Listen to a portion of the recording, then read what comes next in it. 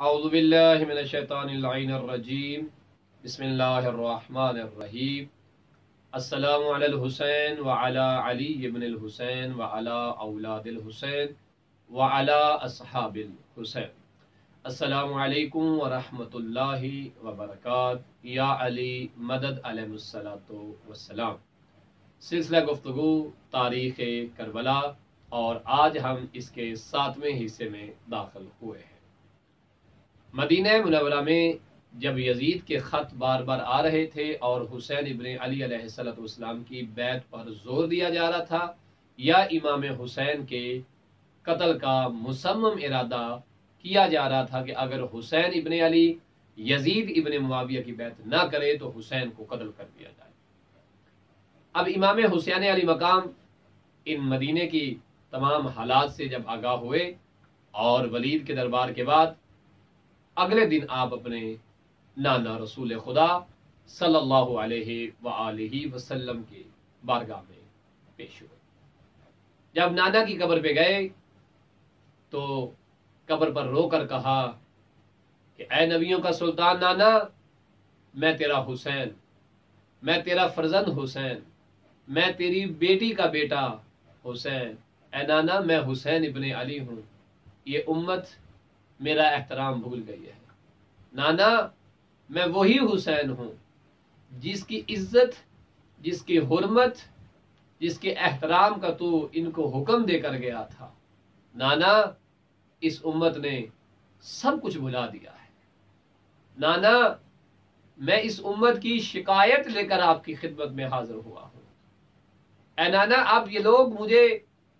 قتل کر دینا چاہتے ہیں یا مجھ سے یزید کی بیعت لینا چاہتے ہیں، اور اے نانا نہ انہوں نے آپ کے اکرام کا لحاظ رکھا ہے، نہ آپ کے ساتھ جو میری نسبت ہے اس کا خیال رکھا ہے، اور نہ ہی میری ماں کی عزت اور میرے باپ کے مرتبے کا خیال رکھا ہے۔ امام علی مقام اپنے نانا سے باتیں کرتے کرتے پھر نماز میں مشغول ہو جاتے ہیں، کبھی رکوع کرتے ہیں، کبھی سجود میں چلے جاتے ہیں، اور اس کے بعد اللہ کی بارگاہ میں امام علی مقام نے اس طرح سے ہاتھ بلند کیے اور بلند کر کے کہا، خدایا تو جانتا ہے کہ میں تیرے رسول کی بیٹی کا بیٹا ہوں، خدایا میں امر بالمعروف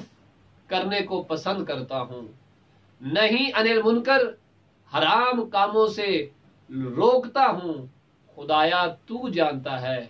کہ تیری بارگاہ میں میرا مرتبہ، میرا مقام کیا۔ اے خدایا تو جانتا ہے کہ مدینے کے حالات کیسے ہیں، اور میں اچھائی اور نیکی کا حکم دینے والا ہوں اور برے کاموں سے منع کرنے والا ہوں۔ آپ پھر روئے، مسلسل گریہ کیا۔ گریہ کرنے کے بعد امام حسین علی مقام علیہ السلام سو جاتے ہیں۔ خواب میں اپنے نانا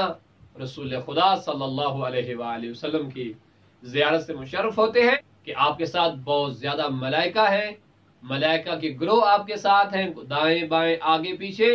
اور آپ صلی اللہ علیہ وآلہ وسلم امام حسین علی مقام کے قریب آتے ہیں اور آپ کو گلے سے لگا لیتے ہیں، آپ کو پیار کرتے ہیں، اور وہاں فرماتے ہیں کہ اے میرے بیٹے حسین، یہ لوگ تجھے قتل کرنے کا ارادہ رکھتے ہیں، اے میرے فرزند حسین، یہ لوگ تمہیں مار دینا چاہتے ہیں، اور اس کے ساتھ ساتھ یہ اسلام کے دعوے دار بھی ہیں،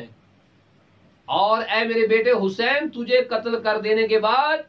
یہ میری شفاعت کی امید بھی رکھتے ہیں، خدایا ایسے لوگوں کو میری شفاعت نصیب نہ ہو۔ اس کے بعد امام حسین علی مقام علیہ السلام سے فرمایا، حسین کربلا میں تو شہید ہو جائے گا، اور اے حسین جنت میں تیرے بابا اور تیری ماں فاطمہ زہرا سلام اللہ علیہا میرے پاس ہیں جو تیرے دیدار کے مشتاق ہیں۔ امام حسین فرماتے، نانا جان مجھے اپنی قبر میں رہنے دیجئے۔ اس کے بعد رسول خدا صلی اللہ علیہ وآلہ وسلم ارشاد فرماتے ہیں کہ اے میرے بیٹے حسین، جنت میں کچھ ایسے مراتب ہیں، ایسے درجات ہیں کہ جو شہادت کے بغیر آپ کو حاصل نہ ہوں گے، اور اللہ نے وہ درجات، وہ مرتبے آپ کے لیے خاص کیے ہیں اور ان کا تعلق آپ کی شہادت کے ساتھ ہے۔ اس کے بعد امام حسین علی مقام علیہ الصلوۃ والسلام خواب سے بیدار ہوئے،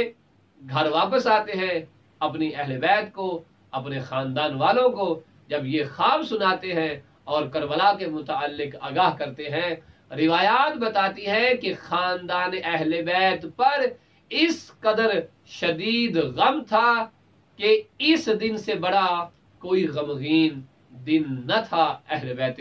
رسول کے لیے کہ جب ان پہ اس خبر کو بیان کیا گیا کہ حسین ابن علی مدینہ چھوڑ کے جائیں گے اور ان کو کربلا میں شہید کر دیا جائے گا۔ انشاءاللہ تعالی یہ سلسلہ گفتگو جاری و ساری رہے گا، اور ہم آپ کو بتا رہے ہیں کہ امام حسین مدینہ سے کیسے نکلے اور واقعہ کربلا کیسے ہوا اور واپسی مدینہ کے حالات انشاءاللہ تعالی۔ وصلی اللہ علی محمد وآل محمد۔